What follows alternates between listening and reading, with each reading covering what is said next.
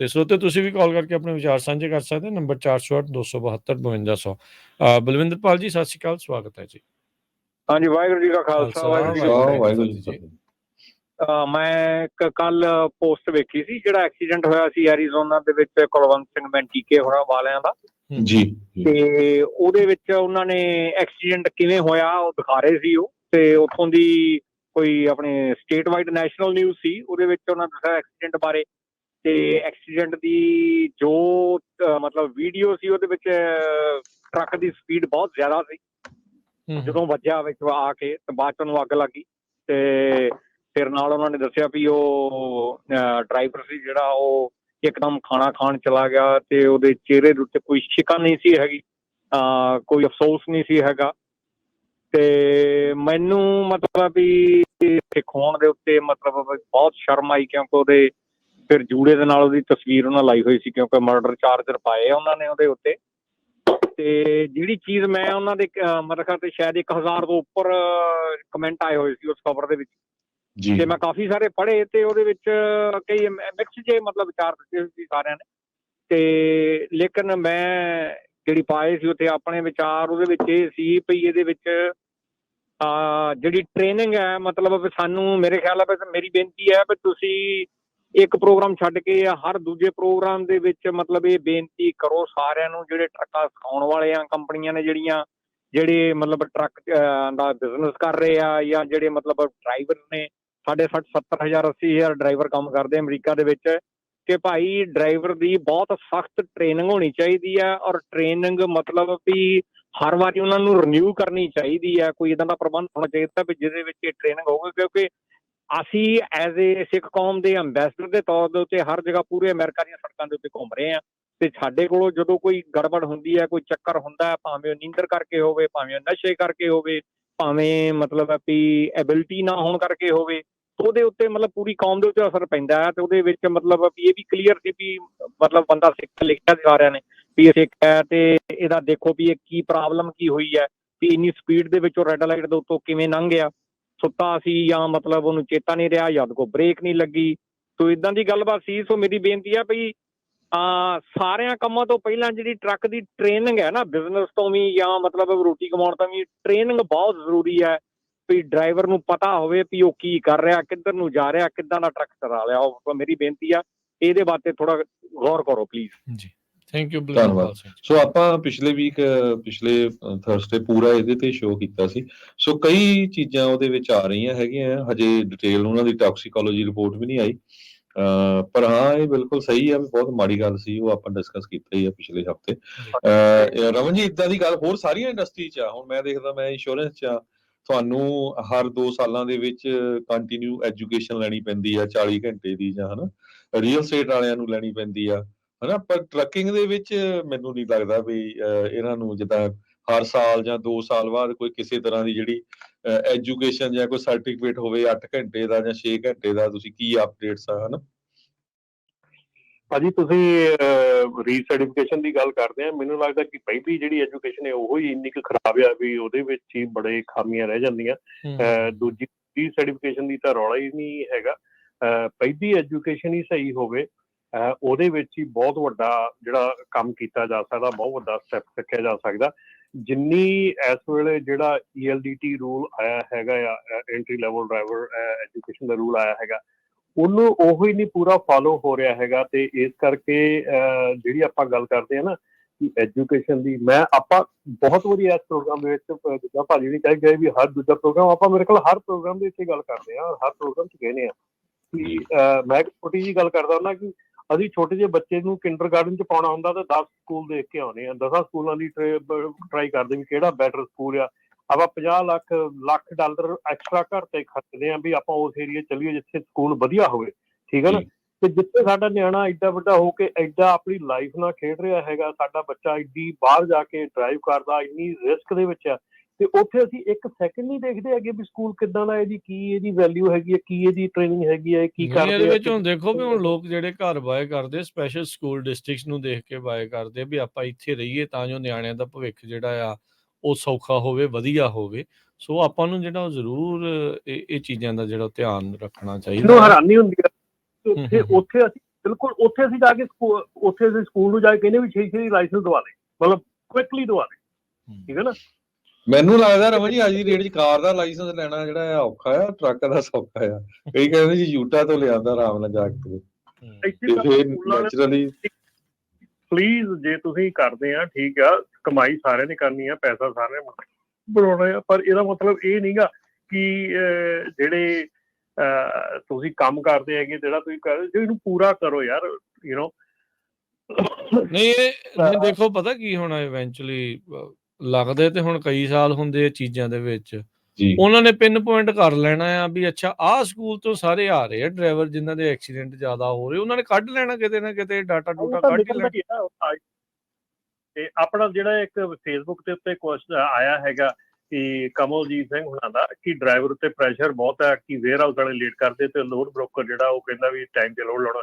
ਭਾਜੀ ਅਮਰੀਕਾ ਦੇ ਵਿੱਚ ਇੱਕ ਕਾਨੂੰਨ ਆ, ਡਰਾਈਵਰ ਨੂੰ ਕੋਈ ਵੀ ਪ੍ਰੈਸ਼ਰਾਈਜ਼ ਨਹੀਂ ਕਰ ਸਕਦਾ, ਕੋਈ ਵੀ, ਚਾਹੇ ਉਹ ਬ੍ਰੋਕਰ ਆ, ਚਾਹੇ ਉਹ ਕੰਪਨੀ ਦਾ ਓਨਰ ਆ, ਚਾਹੇ ਉਹ ਡਿਸਪੈਚਰ ਆ। ਸੋ ਨੋ, ਕੋਈ ਵੀ ਉਹਨੂੰ ਪ੍ਰੈਸ਼ਰਾਈਜ਼ ਨਹੀਂ ਕਰ ਸਕਦਾ। ਤੁਸੀਂ ਪ੍ਰੈਸ਼ਰ ਲੈਂਦੇ ਆ, ਇਹ ਤੁਹਾਡੀ ਪ੍ਰੋਬਲਮ ਆ, ਪ੍ਰੈਸ਼ਰ ਨਾ ਲਓ। ਜੇ ਤੁਸੀਂ W2 ਤੇ ਕੰਮ ਕਰਦੇ ਆ ਤੇ ਤੁਹਾਨੂੰ ਕੋਈ ਪ੍ਰੈਸ਼ਰ ਕਰਦਾ ਤੇ ਮੁੜ ਕੇ ਤੁਸੀਂ ਉਹ ਪ੍ਰੈਸ਼ਰ ਨਹੀਂ ਲੈਂਦੇ ਤੇ ਤੁਹਾਨੂੰ ਇਲੀਗਲੀ ਫਾਇਰ ਕਰ ਦਿੰਦਾ, ਪਤਾ ਕਿੰਨਾ ਵੱਡਾ ਲਾਸ ਹੋ ਗਿਆ ਉਹਦਾ। ਸੋ ਇਹ ਚੀਜ਼ ਧਿਆਨ 'ਚ ਰੱਖੋ, ਤੁਹਾਨੂੰ ਕੋਈ ਵੀ ਪ੍ਰੈਸ਼ਰ ਨਹੀਂ ਕਰ ਸਕਦਾ, ਖਾਸ ਕਰਕੇ ਟਰੱਕ ਡਰਾਈਵਰ, ਕਮਰਸ਼ੀਅਲ ਡਰਾਈਵਰ ਨੂੰ no one can pressure, and ਜੇ ਪ੍ਰੈਸ਼ਰ ਕਰਦਾ ਆ, ਪ੍ਰੈਸ਼ਰ ਦੇ ਤੁਸੀਂ ਪ੍ਰੈਸ਼ਰ ਨਹੀਂ ਲੈਂਦੇ, ਅਗਲਾ ਫਾਇਰ ਕਰਦਾ ਆ, that's a big problem। ਜੀ ਸੋ ਆਪਾਂ ਕਾਲਸ ਵੱਲ ਵਧੀਆ ਰਮਨ ਜੀ ਹੁਣ ਨਾਲ ਹੀ। ਹਾਂਜੀ ਜੀ ਸੋ ਆਪਣੇ ਅਗਲੇ ਕਾਲਰ ਨੇ ਜੀ ਮਨਪ੍ਰੀਤ ਜੀ, ਸਤਿ ਸ਼੍ਰੀ ਅਕਾਲ। ਸਤਿ ਸ਼੍ਰੀ ਅਕਾਲ ਜੀ, ਬਹੁਤ ਸੋਹਣਾ ਪ੍ਰੋਗਰਾਮ ਹੈ ਤੁਹਾਡਾ ਜੀ, ਤੁਸੀਂ ਟਾਈਮ ਤੇ ਲੋਕਾਂ ਨੂੰ ਅਵੇਅਰ ਕਰਦੇ ਹੋ। ਥੈਂਕ ਯੂ ਜੀ। ਸਪੈਸ਼ਲੀ ਟਰੱਕਰ ਵੀਰਸ ਨੂੰ ਮੈਂ ਤੁਹਾਨੂੰ ਨਾ ਇੱਕ ਲਾਈਕ ਅਵੇਅਰ ਕਰਨ ਲਈ ਹੋਈ ਇਸ ਸ਼ੋਅ 'ਚ ਆਈ ਹਾਂ। ਜੀ ਜੀ ਜੀ। ਅਸੀਂ ਨਾ ਕਿਸੇ ਨੂੰ ਮੋਡੈਸਟੋ ਦੇ ਭਾਈ ਸਾਹਿਬ ਆ, ਉਹਨਾਂ ਕੋਲ ਨਾ ਬੜਾ ਹਾਈ ਫਾਈ ਸਟੈਂਡਰਡ ਨਾਲ ਉਹ ਰਹਿੰਦੇ ਆ, ਵੈਗਨ ਕਾਰ ਆ, ਰਾਈਟ, ਵੈਗਨ ਗੱਡੀ ਉਹਨਾਂ ਦੇ ਕੋਲ ਆ। ਉਹਨਾਂ ਨੂੰ ਨਾ ਚੈੱਕ ਦਿੱਤਾ ਉਹਨਾਂ ਦੇ ਕੰਮ ਦਾ, ਠੀਕ, ਉਹਨਾਂ ਨੇ ਉਹ ਚੈੱਕ ਕੈਸ਼ ਕਰਾ ਲਿਆ। ਉਸ ਚੈੱਕ ਤੋਂ ਸਾਡੇ ਬੈਂਕ ਅਕਾਊਂਟ ਤੇ ਰਾਊਟਿੰਗ ਨੰਬਰ ਨੂੰ ਲਾ ਲਿਆ, ਠੀਕ ਹੈ। ਉਹ ਰਾਊਟਿੰਗ ਨੰਬਰ ਲਾ ਕੇ ਪਿਛਲੇ ਵੀਰਵਾਰ ਕ੍ਰੈਡਿਟ ਕਾਰਡਾਂ ਦਾ ਬਿੱਲ ਜਿਹੜਾ ਸੀਗਾ $12,308 ਪੇ ਕੀਤਾ ਸਾਡੇ ਅਕਾਊਂਟ ਚੋਂ ਹੀ। ਸ਼ੁੱਕਰਵਾਰ ਨੂੰ $8,410 ਕੀਤਾ। ਤੇ ਕੁਦਰਤੀ ਮੇਰੇ ਹਸਬੈਂਡ ਦੀ ਨੇਚਰ ਆ ਕਿ ਸਵੇਰੇ ਉੱਠ ਕੇ ਨਾ ਆਪਦੇ ਅਕਾਊਂਟ ਐਵਰੀਡੇ ਚੈੱਕ ਕਰਦੇ, ਵੀਕਐਂਡ ਆਉਣ ਕਰਕੇ ਅਸੀਂ ਥੋੜਾ ਜਿਹਾ ਡਿਲੇ ਹੋ ਗਏ ਹੈ ਨਾ, ਤੇ ਇਹਨਾਂ ਨੇ ਜਾ ਕੇ ਆਪਦੇ ਅਕਾਊਂਟ ਚੇਂਜ ਕਰਵਾ ਲਿਆ। ਜਦੋਂ ਅਕਾਊਂਟ ਚੇਂਜ ਕਰਵਾ ਲਿਆ, ਉਹਨੂੰ ਨਹੀਂ ਸੀ ਪਤਾ, ਉਹਨੇ ਕੱਲ ਫਿਰ ਟਰਾਈ ਕੀਤੀ $11,347 ਜਿਹੜੇ ਆ ਕ੍ਰੈਡਿਟ ਕਾਰਡ ਦਾ ਬਿੱਲ ਪੇ ਕਰਨ ਦੀ।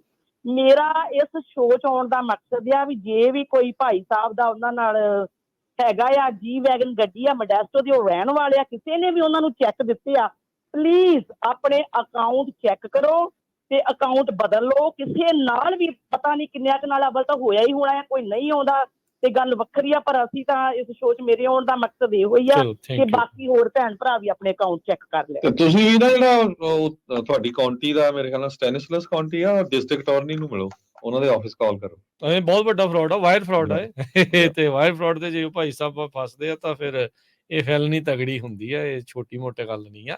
ਇਹ ਬੰਦੇ ਨੂੰ ਲੱਗਦਾ ਨਾ ਵੀ ਕਿਉਂਕਿ ਹੁਣ ਜਦੋਂ ਚੈੱਕ ਆਉਂਦਾ ਹੈ ਤਾਂ ਉਹਦੇ ਵਿੱਚ ਸਾਰਾ ਕੁਝ ਇਨਫੋਰਮੇਸ਼ਨ ਤਾਂ ਹੁੰਦੀ ਹੋਈ ਆ, ਤੁਸੀਂ ਇਹ ਚੀਜ਼ ਕਰਨ ਦੀ ਕੋਸ਼ਿਸ਼ ਕਰਦੇ ਆ ਤੇ ਇਹ ਤਾਂ ਪ੍ਰੂਵ ਹੋ ਜਾਣਾ ਵੀ ਉਹਨਾਂ ਨੇ ਇਦਾਂ ਕੀਤਾ ਬਗੈਰ ਉਹਨਾਂ ਦੀ ਰਜ਼ਾਮੰਦੀ ਤੋਂ, ਤਾਂ ਚੰਗੇ ਫਸ ਹੋਣਾ ਉਹਨਾਂ ਨੇ। ਤੇ ਇਹ ਬਹੁਤਾ ਚਿਰ ਨਹੀਂ ਚੱਲਦੀ ਹੁੰਦੀ, ਲੱਕੜ ਦੀ ਕਦੀ ਜਿਹੜੀ ਉਹ ਚੱਲਦੀ ਹੁੰਦੀ ਹੈ ਗੱਲ ਦੀ ਚੀਜ਼। ਰਾਜਕਿਰਨ ਆਪਾਂ ਨੂੰ ਇੱਕ ਕੁਐਸਚਨ ਆਇਆ ਰੂਪੀ ਸਿੰਘ ਹੁਣਾਂ ਦਾ ਉੱਤੇ ਫੇਸਬੁੱਕ ਤੇ, ਜਿਹੜੇ ਆਪਣੇ ਹੈਗੇ ਆ ਵੇਅਰ ਹਾਊਸ ਵਾਲੇ ਆ, ਇਹ 8-8 ਘੰਟੇ ਲਾ ਦਿੰਦੇ ਆ, ਲੋਡ ਨਹੀਂ ਕਰਦੇ ਉਹ, ਹੈ ਨਾ, ਵਟਐਵਰ ਜਿੱਦਾਂ ਵੀ ਉਹਨਾਂ ਨੇ ਬੋਲਿਆ ਹੈਗਾ।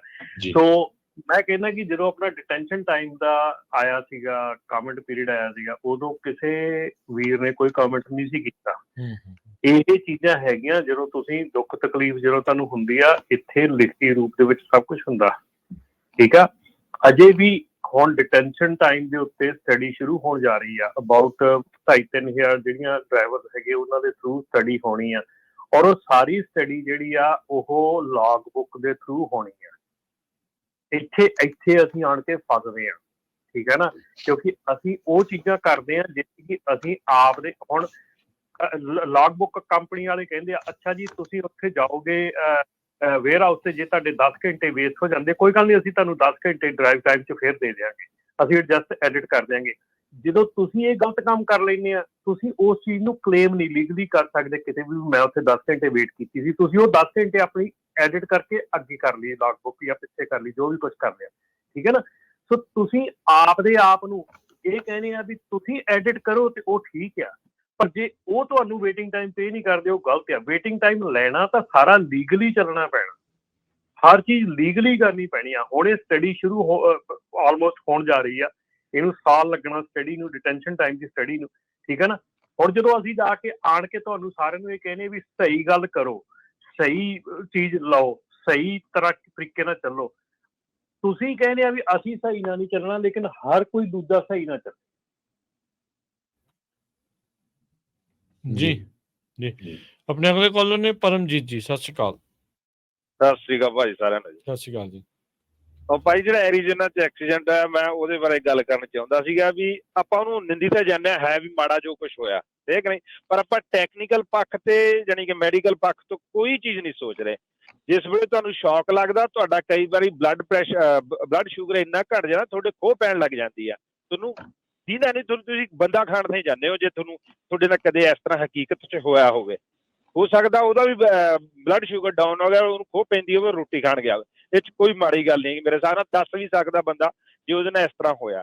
ਨੰਬਰ 2, ਜਿਹੜੀਆਂ ਆਪਣੀਆਂ ਗੱਡੀਆਂ ਨੇ, ਮੈਂ ਆਪਣੀ SUV ਦੀ ਗੱਲ ਕਰਦਾ, ਮੈਂ ਤੇ ਕਰੂਜ਼ ਕੰਟਰੋਲ ਲਾਇਆ ਹੋਇਆ ਸੀਗਾ, ਤੇ ਪਹਿਲਾਂ ਤਾਂ ਉਹ ਕਹਿੰਦਾ ਦੂਜੀ ਗੱਡੀ ਦੇ ਮਗਰ ਜਾਂਦੀ, ਕਹਿੰਦਾ ਸਹੀ ਚੱਲੀ ਗਈ, ਜਿੰਨੀ ਸਪੀਡ ਤੇ ਮੇਰਾ ਡਿਸਟੈਂਸ ਰੱਖਿਆ ਸੀ ਉਹ 3 ਵੇਰੀਐਂਟ ਹੁੰਦੇ ਆ, ਇੱਕ ਵੇਰੀਐਂਟ ਤੇ ਰੱਖਿਆ ਸੀ ਮੇਰਾ, ਤੇ ਉਹ ਨੀਚੇ ਇੱਕਦਮ ਉਹ ਜਿਹੜਾ ਕਰੂਜ਼ ਕੰਟਰੋਲ ਸੀਗਾ, ਜਾਨੀ ਕਿ ਜਿਵੇਂ ਪਹਿਲਾਂ ਫੁੱਲ ਸਪੀਡ ਸੀ 60-65 ਦੀ ਸੀ, ਉੱਥੋਂ 45 ਤੇ ਆਇਆ ਸੀ, ਇੱਕਦਮ ਹੀ ਮੇਰੀ ਗੱਡੀ ਰੇਸ ਹੋ ਗਈ। ਹਾਲਾਂਕਿ ਮੇਰਾ ਉਹ ਕਰੂਜ਼ ਕੰਟਰੋਲ ਲੱਗਿਆ, ਉਹਨੂੰ ਕਰਨਾ ਚਾਹੀਦਾ। ਇਹ ਵੀ ਹੋ ਸਕਦਾ ਕਿ ਉਹਨੇ ਵੀ ਕਰੂਜ਼ ਕੰਟਰੋਲ ਲਾਇਆ ਹੋਵੇ ਤੇ ਉਹਦਾ ਕਰੂਜ਼ ਕੰਟਰੋਲ ਉਸ ਵੇਲੇ ਉਹਨੂੰ ਧੋਖਾ ਦੇ ਗਿਆ ਹੋਵੇ, ਇਹ ਵੀ ਹੋ ਸਕਦਾ। ਅਸੀਂ ਕਿਸੇ ਵੀ 3000 ਲਾਈਟਾਂ ਸੀਗੀਆਂ ਜੀ, ਕਰੂਜ਼ ਕੰਟਰੋਲ ਦਾ ਤਾਂ ਨਹੀਂ, ਉਹ ਰੈੱਡ ਲਾਈਟਾਂ ਚੋਂ ਨਿਕਲਦਾ ਨਾਲੇ ਭਾਜੀ hit and run the rule ਪਤਾ ਨਾ ਤੁਹਾਨੂੰ ਕੀ ਹੁੰਦਾ ਹੈ।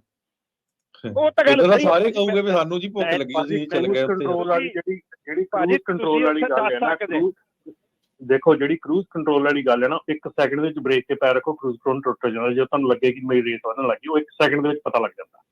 ਇਹਦੇ 'ਚ ਕਰੂਜ਼ ਕੰਟਰੋਲ ਦਾ ਜਿਹੜਾ ਹੈ ਨਾ, ਮੈਂ ਇਸ ਚੀਜ਼ ਨਾਲ ਐਗਰੀ ਹਾਂ, ਪਰ ਜਦ ਤੁਸੀਂ ਕਈ ਵਾਰੀ ਤੁਹਾਡੇ ਨਾਲ ਅਚਨਚੇਤ ਹੋ ਜਾਂਦਾ, ਤੁਸੀਂ ਭਮੱਤਰ ਜਾਂਦੇ ਹੋ, ਤੁਹਾਨੂੰ ਪਤਾ ਨਹੀਂ ਲੱਗਦਾ ਕਿ ਰੇਸ ਤੇ ਪੈਰ ਦਬਣਾ ਜਾਂ ਬ੍ਰੇਕ ਤੇ ਦਬਣਾ। ਬਹੁਤ ਬੰਦਿਆਂ ਨਾਲ ਹੁੰਦਾ ਹੈ, ਤੁਸੀਂ ਇੱਥੇ ਦੇਖਿਆ ਹੋਣਾ, ਇੱਥੇ ਹਾਈਵੇ ਤੇ ਐਕਸੀਡੈਂਟ ਹੁੰਦੇ, ਇੱਕ ਪਾਸੇ ਜਾ ਕੇ ਦੂਜਾ ਟਰੱਕ ਦੂਜੇ ਪਾਸੇ ਜਾ ਕੇ ਉਹ ਤੇ ਪਲਟੀ ਹੋ ਜਾਂਦਾ। ਉਹਦੀ ਵੀ ਕਾਰਨ ਇਹੀ ਹੁੰਦਾ ਬੰਦੇ ਦਾ, ਜਾਂ ਕਿਸੇ ਨੂੰ ਹਾਰਟ ਅਟੈਕ ਹੋ ਜਾਂਦਾ, ਜਾਂ ਕਿਸੇ ਦਾ ਬਲੱਡ ਸ਼ੂਗਰ ਘਟ ਜਾਂਦੀ, ਜਾਂ ਕੁਛ ਇਹੋ ਜਿਹੇ ਪੰਗੇ ਪੈਂਦੇ ਨੇ। ਉਹ ਬਾਅਦ 'ਚ ਪਤਾ ਲੱਗਦਾ ਬਹੁਤ ਦੇਰ ਬਾਅਦ, ਯਾਨੀ ਫਾਰ ਦਾ ਟਾਈਮ ਬੀਇੰਗ ਅਸੀਂ ਉਹਨੂੰ ਨਿੰਦੀ ਜਾਂਦੇ ਆ। ਮੈਂ ਇਹ ਨਹੀਂ ਕਹਿੰਦਾ ਵੀ ਚੰਗਾ ਕੀਤਾ ਉਹਨੇ, ਮੈਂ ਇਹ ਕਹਿੰਦਾ ਮਾੜਾ ਹੋਇਆ ਜੋ ਹੋਇਆ, ਪਰ ਸਾਨੂੰ ਟੈਕਨੀਕਲ ਪੱਖ ਤੋਂ ਉਹ ਬੰਦੇ ਦੇ ਵਿਚਾਰ ਬਾਰੇ ਵੀ ਸੋਚਣਾ ਚਾਹੀਦਾ। ਨਸ਼ਾ ਕੀਤਾ ਮਾੜੀ ਗੱਲ ਆ ਜੀ, ਉਹਨੇ ਨਸ਼ਾ ਕੀਤਾ ਭਾਜੀ, ਇਹ ਵੀ ਟੈਕਨੀਕਲ ਹੁਣ ਚਲੇ ਅਸੀਂ ਕਹਿੰਦੇ ਆ, ਫਿਰ ਸਾਨੂੰ ਰੇਡੀਓ ਤੇ ਕਹਿੰਦੇ ਤੁਸੀਂ ਇਹ ਕਾਹਦੇ ਕਹਿੰਦੇ, ਕਿੰਨੀਆਂ ਨਿਊਜ਼ ਦੇਖੋ ਚ ਕਿਹਾ ਵੀ ਉਹ ਤਾਂ ਅੰਡਰ ਇਨਫਲੂਐਂਸ ਹੈਗਾ। ਹਜੇ ਚਲੋ ਟੌਕਸੀਕੋਲੋਜੀ ਰਿਪੋਰਟ ਨਹੀਂ ਆਈਆਂ ਹਨਾ, ਤੇ ਇਸ ਕਰਕੇ ਆਪਾਂ ਨਹੀਂ ਕਹਿ ਰਹੇ ਵੀ ਕੀ ਸੀਗਾ ਹਨਾ, ਪਰ ਸਾਨੂੰ ਤਾਂ ਕਈਆਂ ਦੀ ਕਾਲ ਵੀ ਆਈ ਆ ਵੀ ਉਹ ਇਦਾਂ ਸੀ, ਵੀ ਹੋ ਸਕਦਾ ਨਸ਼ਾ ਹੀ ਹੋਵੇ। ਸੋ ਆਪਾਂ ਨਹੀਂ ਕਹਿੰਦੇ ਰੇਡੀਓ ਦੇ ਉੱਤੇ, ਕਿਉਂਕਿ ਹਜੇ ਤੱਕ ਕਨਫਰਮ ਨਹੀਂ ਹੋਇਆ ਹੈਗਾ। ਪਰ 25-26 ਸਾਲ ਦਾ ਜਵਾਨ ਮੁੰਡਾ, ਉਹਨੂੰ ਕੀ ਸ਼ੂਗਰ ਹੋ ਗਈ ਹੋਣੀ ਆ ਤਾਂ ਕੀ ਹੋ ਗਿਆ ਹਨਾ, ਤੇ ਉੱਥੇ 3 ਲਾਈਟਾਂ ਆ, ਤੁਹਾਨੂੰ ਪਤਾ ਨਾ, ਪਹਿਲਾਂ ਅਸੀਂ ਪਿਛਲੇ ਵੀਕ ਪੂਰਾ ਇਹ ਡਿਸਕਸ ਕੀਤਾ। ਇਦਾਂ ਹੋ ਹੀ ਨਹੀਂ ਸਕਦਾ ਵੀ ਇੰਨੀ ਸਪੀਡ ਦੇ ਵਿੱਚ ਜਿਹੜਾ ਟਰੱਕ ਆ ਇੱਕਦਮ, ਜੇ ਲਾਈਟਾਂ ਆ, ਕਿੱਦਾਂ ਇੱਕਦਮ ਸਪੀਡ ਫੜ ਗਿਆ ਹਨਾ। ਭਾਜੀ ਫੜ ਜਾਂਦਾ, ਸਪੀਡ ਫੜਦਾ, ਮੈਨੂੰ ਪਤਾ ਵਾ। ਮੈਂ ਆਪਣੇ ਇੱਕ ਨਾ ਮੇਰੇ ਵੋਲਵੋ ਦੇ ਮੂਹਰਲੇ ਪਾਸੇ ਲੱਗਿਆ ਸੀ, ਮੈਂ ਉਹਨੂੰ ਕੱਢਿਆ ਵਾ, ਮੈਂ ਜਾਣਾ, ਮੈਂ ਕਰੂਜ਼ ਲਾਇਆ ਹੁੰਦਾ, ਉਹ ਮਿੰਟ 'ਚ ਕਰੂਜ਼ ਟੁੱਟ ਜਾਂਦਾ, ਜਦੋਂ ਕੋਈ ਮੂਹਰੇ ਆ ਕੇ ਗੱਡੀ ਮੂਹਰੇ ਖੜੀ ਕਰ ਦਿੰਦਾ, ਟੁੱਟ ਜਾਂਦਾ ਨਾ ਕਰੂਜ਼। ਫਿਰ ਹਾਂ ਨਹੀਂ ਆਪੇ ਨਹੀਂ ਨਾ ਸਪੀਡ ਫੜਦਾ। ਇਹ ਵੀ ਜਦੋਂ ਦੱਸਿਆ ਮੈਂ ਵੀ ਦੂਜੇ ਲੋਟ ਉਹ ਲੱਗਿਆ ਲਗਾਇਆ 45 ਸਪੀਡ ਉਦਾਂ ਇਹ ਚਲੋ ਭਾਜੀ ਦੈਟਸ ਫਾਈਨ, ਟੈਕਨੀਕਲਿਟੀ ਉਹਨਾਂ ਨੇ ਜਦੋਂ ਉਹਨਾਂ ਨੇ ਕਰਨੀ ਹੈ ਸਾਰੀ, ਉਹਦੇ ਵਿੱਚ ਜਿਹੜੀ ਉਹ ਆਊਗੀ। ਆਈ ਥਿੰਕ ਤੁਸੀਂ ਆਪਾਂ ਪ੍ਰੋਗਰਾਮ ਨੂੰ ਹੋਰ ਪਾਸੇ ਨੂੰ ਜਿਹੜਾ ਉਹ ਆਪਾਂ ਹੋਰ ਪਾਸੇ ਵੱਲ ਨੂੰ ਜਾ ਰਿਹਾ ਹੈ। ਆਈ ਥਿੰਕ ਮੇਰਾ ਇਹ ਖਿਆਲ ਹੈਗਾ ਕਿ let's wait for the investigation to ਹਾਂਜੀ। ਆਹ ਸਾਰਿਆਂ ਨਾਲੋਂ ਵਧੀਆ, ਅਸੀਂ ਇਹ ਕਹਿ ਸਕਦੇ ਮਾੜਾ ਹੋਇਆ, ਅਸੀਂ ਇਹ ਕਹਿ ਸਕਦੇ ਕਿਸੇ ਨੇ ਨਹੀਂ ਕਿਹਾ ਜੀ ਚੰਗਾ ਹੋਇਆ, ਸਾਰੇ ਮਾੜਾ ਹੀ ਕਹਿ ਰਹੇ ਆ ਜੀ। ਨਹੀਂ ਭਾਜੀ, ਉਦੋਂ ਅੱਗੇ ਜਿਹੜਾ ਤੁਸੀਂ ਸੁਣਦੇ ਹੋ ਨਾ ਵੀ ਉਹ ਬੰਦੇ ਨੂੰ ਇੰਨੀ ਹੋਣੀ ਚਾਹੀਦੀ ਸਜ਼ਾ, ਇਸ ਤਰ੍ਹਾਂ ਹੋਣਾ ਚਾਹੀਦਾ, ਉਹਨੇ ਸਾਡੀ ਕਮਿਊਨਿਟੀ ਨੂੰ ਨਾ ਬਦਨਾਮ ਕਰਦਾ। ਕੀ ਗੋਰਿਆਂ ਤੋਂ ਨਹੀਂ ਹੁੰਦੇ, ਕੀ ਕਿਸੇ ਹੋਰ ਕਮਿਊਨਿਟੀ ਤੋਂ ਨਹੀਂ ਹੁੰਦੇ, ਸਾਰਿਆਂ ਤੋਂ ਹੁੰਦੇ ਨੇ। ਬਾਰ-ਬਾਰ ਦੇਖੋ ਜਦੋਂ ਆਪਾਂ ਤਾਂ ਆਪਣੀ ਦਾ ਜ਼ਿਆਦਾ ਫਿਕਰ ਕਰ ਸਕਦੇ ਆ ਪਰ ਨਾ। ਤੁਸੀਂ ਇਹ ਦੇਖੋ ਨਾ, ਜੇ ਉਸ ਕਾਰ ਦੇ ਵਿੱਚ ਮੈਂ ਜਾਂ ਤੁਸੀਂ ਬੈਠੇ ਹੁੰਦੇ ਫੇਰ ਅਗਲਿਆਂ ਨੇ ਤਾਂ ਕਹਿਣਾ ਹੀ ਆ ਨਾ ਵੀ ਸਜ਼ਾ ਨਹੀਂ ਹੋਣੀ ਚਾਹੀਦੀ ਹੋਊਗਾ, ਵੱਧ ਤੋਂ ਵੱਧ। ਕੋਈ ਵੀ ਹੋ ਸਕਦਾ। ਤੁਸੀਂ ਵੀ ਵਕੇਸ਼ਨ ਕਰਨ ਗਏ ਹੋ, ਮੈਂ ਵੀ ਵਕੇਸ਼ਨ ਕਰਨ ਗਿਆ ਹੋ ਸਕਦਾ। ਵਕੇਸ਼ਨ ਹੀ ਕਰਨ ਗਈ ਸੀ ਵਿਚਾਰੀ। ਇੱਕ ਮਿੰਟ ਇੱਕ ਸਕਿੰਡ, ਆਪਣੇ ਹਰਜੋਤ ਭਾਈ ਨੇ ਆਖਿਆ ਵੀ ਉਹ 25-20 ਸਾਲ ਦੇ ਬੰਦੇ ਨੂੰ ਕੀ ਹੋ ਸਕਦਾ। ਆਪਾਂ ਹੀ ਰੇਡੀਓ ਤੇ ਪ੍ਰੋਗਰਾਮ ਕੀਤਾ ਸੀਗਾ ਵੀ ਜਦੋਂ ਇੰਸ਼ੋਰੈਂਸ ਲੈ ਲਓ, 28 ਸਾਲ ਦੇ ਮੁੰਡੇ ਨੂੰ ਹਾਰਟ ਅਟੈਕ ਹੋਇਆ ਸੀ, ਕਿਉਂ ਹੋ ਗਿਆ ਸੀ ਉਹ? ਆਪਾਂ ਹੀ ਕੀਤਾ ਰੇਡੀਓ 'ਚ ਸਿਹਤ ਸੰਭਾਲ। ਤੋ ਇਹ ਗੱਲਾਂ ਨੇ ਵੀ ਚਲੋ ਠੀਕ ਆ ਭਾਜੀ, ਆਪਣੇ ਵਿਚਾਰ ਦੇਣਾ ਸੀ, ਮੈਂ ਦੱਸ ਤੇ ਕਿਸੇ ਨੂੰ ਚੰਗਾ ਲੱਗਿਆ, ਕਿਸੇ ਨੂੰ ਮਾੜਾ ਲੱਗਿਆ। ਚਲੋ let's wait for the investigation to happen and we will talk. ਉਸ ਤੋਂ ਬਾਅਦ ਆਪਾਂ ਗੱਲ ਕਰਾਂਗੇ। ਰੂਬੀ ਸਿੰਘ ਹੁਣਾਂ ਦਾ ਰਾਜਕਰਨ ਜਿਹੜਾ ਫਿਰ ਤੋਂ ਹੈਗਾ ਕਿ ਮੈਂ ਰੂਬੀ ਸਿੰਘ, ਮੈਂ ਇਕੱਲੇ ਤੁਹਾਡੇ ਲਈ ਨਹੀਂ ਗੱਲ ਕਰ ਰਿਹਾ ਹੈਗਾ, ਮੈਂ ਸਾਰਿਆਂ ਲਈ ਜਨਰਲ ਗੱਲ ਕਰ ਰਿਹਾ ਹੈਗਾ। ਤੁਹਾਡੀ ਗੱਲ ਦਾ ਜਵਾਬ ਇਹ ਹੈਗਾ ਕਿ ਜੇ ਇਹੋ ਜਿਹੇ ਵੇਅਰ ਹਾਊਸ ਵਿੱਚ ਇਹੋ ਜਿਹੇ ਬ੍ਰੋਕਰ ਤੁਹਾਨੂੰ ਆਪਣੀ ਡਿਟੈਂਸ਼ਨ ਟਾਈਮ ਨਹੀਂ ਦਿੰਦੇ ਹੈਗੇ, ਇੱਕ ਵਾਰੀ ਨਹੀਂ ਦਿੰਦੇ, 2 ਵਾਰੀ ਨਹੀਂ ਦਿੰਦੇ, ਡੋਂਟ ਡੂ ਦੇਅਰ ਲੋਡ, ਠੀਕ ਹੈ ਨਾ? ਹੋਰ ਕੋਈ ਲੋਡ ਲੱਭ ਲਓ। ਜੇ ਤੁਹਾਨੂੰ ਲੱਗਦਾ ਹੈ ਕਿ ਇਹਦਾ ਮਤਲਬ ਕਿ ਤੁਹਾਡੀ ਵੀ ਖਾਸ ਲੋੜ ਹੈਗੀ ਆ ਉਸ ਲੋੜ ਦੀ, ਤਾਂ ਤੁਸੀਂ ਉਹ ਕਰੀ ਜਾ ਰਹੇ ਹੈਗੇ। ਜੇ ਤੁਹਾਨੂੰ ਕੋਈ ਪੇ ਨਹੀਂ ਕਰ ਰਿਹਾ ਕਿਸੇ ਕੰਮ ਦੇ, ਤੇ ਉਹ ਲੋਡ ਨਾ ਕਰੋ। ਤੁਹਾਨੂੰ ਕੌਣ ਕਹਿ ਰਿਹਾ ਉਹ ਲੋਡ ਕਰਨ ਨੂੰ? ਸੋ ਇਸ ਕਰਕੇ ਪਲੀਜ਼, ਮੈਂ ਕੋਈ ਤੁਹਾਡੇ ਪਾਰਟਿਕੂਲਰ ਤੁਹਾਡੇ ਦਾ ਕੋਈ ਲੌਗ ਬੁੱਕ ਦਾ ਐਡੀਟਿੰਗ ਜਾਂ ਉਹਦੇ ਬਾਰੇ 'ਚ ਮੈਂ ਗੱਲ ਨਹੀਂ ਕਰ ਰਿਹਾ। ਮੈਂ ਓਵਰਆਲ ਗੱਲ ਕਰ ਰਿਹਾ ਹੈਗਾ ਕਿ ਅਸੀਂ ਐਡੀਟਿੰਗ ਖੁਦ ਕਰਦੇ ਹੈਗੇ ਆ, ਔਰ ਅਸੀਂ ਉਸ ਤੋਂ ਬਾਅਦ ਅਸੀਂ ਇਹ ਕਹਿੰਦੇ ਆ ਕਿ ਸਾਨੂੰ ਵੀ ਮਤਲਬ ਕਿ ਸਹੀ ਸਾਰਾ ਕੁਝ ਮਿਲਣਾ ਚਾਹੀਦਾ। ਸੋ ਇਹ ਸਿਰਫ ਤੁਹਾਡੇ ਲਈ ਨਹੀਂ, ਸਾਰਿਆਂ ਲਈ ਆ, ਰਿਮੈਂਬਰ ਦੈਟ। ਤੇ ਕਮਲਜੀਤ ਧਾਮੀ ਹੁਣਾਂ ਦਾ ਕੁਐਸਚਨ ਸੀਗਾ ਕਿ ਉਹਨਾਂ ਦੀ ਸਪੀਕਰ ਦੇ ਉੱਤੇ ਸਾਰੀ ਇੰਸਪੈਕਸ਼ਨ ਹੋਈ, ਉਸ ਤੋਂ ਬਾਅਦ ਉਹਨਾਂ ਦਾ light highlight beam not working. So yeah definitely ਜੇ ਤੁਹਾਡੀ ਕੋਈ ਰਿਕੁਆਇਰਮੈਂਟ ਹੈਗੀ ਆ ਜਿਸ 'ਚ ਨਹੀਂ ਚੱਲਦੀ ਹੈਗੀ, ਤਾਂ ਉਹਦੇ ਵਿੱਚ ਹੋ ਸਕਦਾ ਕਿ ਉਹ ਤੁਸੀਂ ਪਾਸ ਨਾ ਕਰੋ। ਸੋ ਉਹਦੇ ਵਿੱਚ ਕੋਈ ਇਹ ਨਹੀਂ ਹੈਗਾ ਕਿ ਉਹਦੇ 'ਚ ਕੋਈ ਪ੍ਰੋਬਲਮ ਹੈਗੀ ਆ, ਬਟ ਡੈਫੀਨੇਟਲੀ ਜਿਹੜੀ ਆ ਤੁਸੀਂ ਕਰ ਸਕਦੇ ਆ, ਠੀਕ ਹੈ ਨਾ? ਬਾਕੀ ਰੂਬੀ ਸਿੰਘ ਜੀ ਤੁਸੀਂ ਕਾਲ ਕਰ ਸਕਦੇ ਆ, ਕਾਲ ਕਰਕੇ ਗੱਲ ਕਰ ਸਕਦੇ ਆ, ਕੋਈ ਗੱਲ ਨਹੀਂ। ਇਹ ਕੋਈ ਨਹੀਂ ਹੈਗਾ ਕਿ ਆਪਾਂ ਕੋਈ ਕਿਸੇ ਨੂੰ ਪਿਨ ਪੁਆਇੰਟ ਕਰਕੇ ਕੋਈ ਜਵਾਬ ਦੇ ਰਹੇ ਆ। ਇਹ ਰਿਐਲਿਟੀ ਹੈਗੀ। ਨਾਲੇ ਤੁਸੀਂ ਲੈਦੇ ਵੇ ਕੁਰਸੀਆਂ ਤੇ ਬਹਿ ਕੇ ਗੱਲ ਕਰਦੇ, ਹੁਣ ਨਿਊਜ਼ ਤਾਂ ਕੁਰਸੀ ਤੇ ਬਹਿ ਕੇ ਦੇ ਹੋਣੀ ਆ, ਟਰੱਕ ਤੇ ਬਹਿ ਕੇ ਤਾਂ ਨਹੀਂ ਦੇ ਹੋਣੀ। ਤੇ ਟਰੱਕ ਦਾ ਐਕਸਪੀਰੀਅੰਸ ਰਮਨ ਭਾਜੀ ਨੂੰ ਹੈਗਾ, ਨਹੀਂ 20-25 ਸਾਲ ਟਰੱਕ ਖੁਦ ਚਲਾਇਆ, ਠੀਕ ਹੈ ਵੀ ਇਦਾਂ ਨਹੀਂ ਹੈ। ਠੀਕ ਨੰਬਰ ਹੈ 408 272 5200, ਕਾਲ ਕਰ ਲਓ, ਫਿਰ ਪੁੱਛ ਲਓ ਜੋ ਵੀ ਤੁਸੀਂ ਪੁੱਛ ਲਓ ਜੀ।